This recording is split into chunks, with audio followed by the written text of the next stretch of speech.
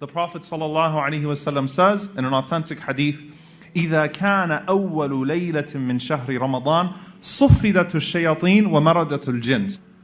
The Prophet ﷺ says, when the first night of Ramadan enters upon you, صُفِّدَتُ الشَّيَاطِينَ وَمَرَدَتُ الْجِنِّ. The first thing that Allah does is He removes the influences. He removes the major devils, the most aggressive of the jinn away from you, and puts them in chains. So you're on this path now, and Allah subhanahu wa ta'ala restrains those shayateen from being able to influence you the way that they would be able to influence you throughout the year. What does that mean? Allah has given you power over the shayateen throughout the entire year. Inna ibadi laysa laka alayhim min sultan illa man ittaba'aka min al-ghawin. Allah says in the Quran, you have no control or authority over my servants except for those who follow you willingly. And the call of the shaitan is, وَلَا تَجِدُ أَكْثَرَهُمْ شَاكِرِينَ. You will find that most of them will not be grateful people. So you have the power to put your shaitans in chains throughout the entire year, figuratively, by not obeying them, and by reducing them, and by sustaining yourself with the gratitude of Allah subhanahu wa ta'ala. For the one who recognizes the blessings of Allah upon him will not find in himself the indecency to sin knowingly and consistently, majorly or minorly. You won't find that indecency within yourself because you know the gratitude, you know the blessings of Allah upon you, and you're grateful to Him for them. But in Ramadan, Allah pulls them further back. And Allah makes you more aware of your blessings.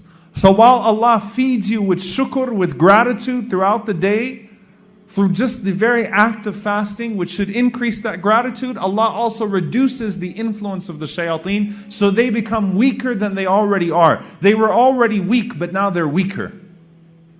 Now they're really reduced.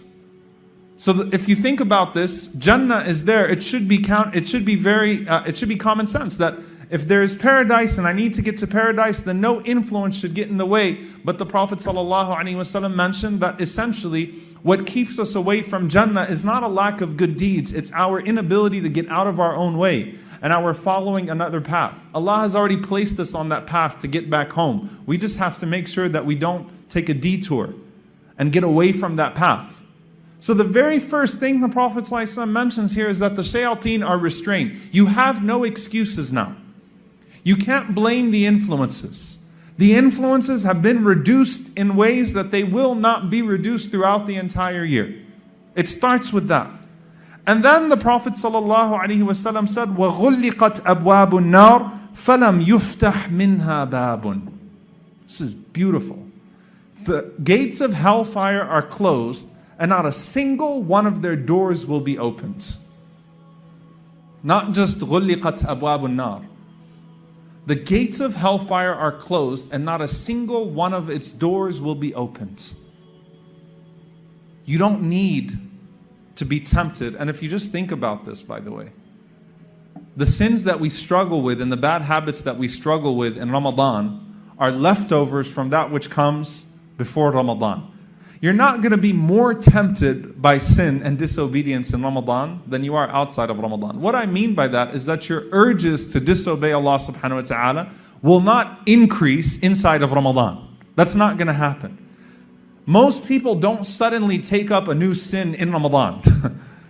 Right? You don't start doing something that you weren't doing before in Ramadan in terms of sin. That's very unusual and unlikely.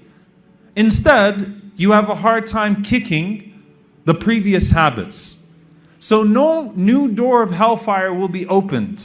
The doors will not be opened for you to sin. You just need to properly let go of the old ones and make strides and make way in Ramadan. And the greatest accomplishment in Ramadan that you can possibly have, beyond the recitation of the Quran, beyond the amount of prayer that you do, is to kick those bad habits. And that should be the greatest metric that you have in Ramadan. The number one thing you need to ask yourself is, how much distance have I put between myself and those sins that were holding me back? That is going to be the standard for success, because as Omar ibn Abdul Aziz rahimahullah said, taqwa is not fasting long days and praying long into the night. Taqwa is tarkul ma'asi, is abandoning the disobedience of Allah subhanahu wa ta'ala, abandoning the bad habits. Everything beyond that is excellence, is ihsan. So this is where you start, and this is your standard of success. How distant can I make myself from those sins that have had power over me, because the influence they have over me now, and the one who tempts me with those influences are weaker now than they ever will be. So if there is ever a time to completely remove those shackles, it's now. It's now. Because they're weaker now than they ever will be.